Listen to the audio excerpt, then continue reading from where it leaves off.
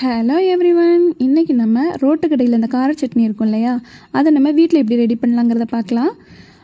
ஒரு மிக்ஸி ஜாரில் 10 சின்ன வெங்காயம், ஒரு பெரிய வெங்காயம், 10 பல் பூண்டு, 4 வரமிளகா, காரத்துக்கு தகுந்த மாதிரி நீங்கள் மிளகா போடணுன்னா போட்டுக்கோங்க, ஒரு தக்காளி, கொஞ்சமாக புளி, தேவையான அளவு உப்பு போட்டு அதை ஃபைன் பேஸ்ட்டாக அரைச்சி வச்சுக்கோங்க.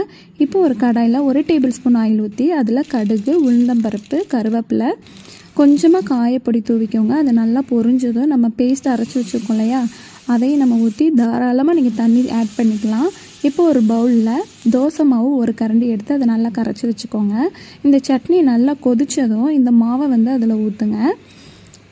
ஊற்றி நல்லா கிண்டி விடுங்க. இதில் நீங்கள் காஷ்மீரி மிளகாய் ஆட் பண்ணிங்கன்னா இன்னும் கலர்ஃபுல்லாக இருக்கும். இப்போ இதை நல்லா கொதித்ததும் கடைசியாக மல்லியில் போட்டு இறக்குனீங்கன்னா ரோட்டு கடை கார சட்னி தயார். நீங்கள் இட்லிக்கு பக்கத்தில் ஊற்றியும் சாப்பிட்லாம், இட்லி மேலே தாராளமாக ஊற்றி சாப்பிட்லாம்.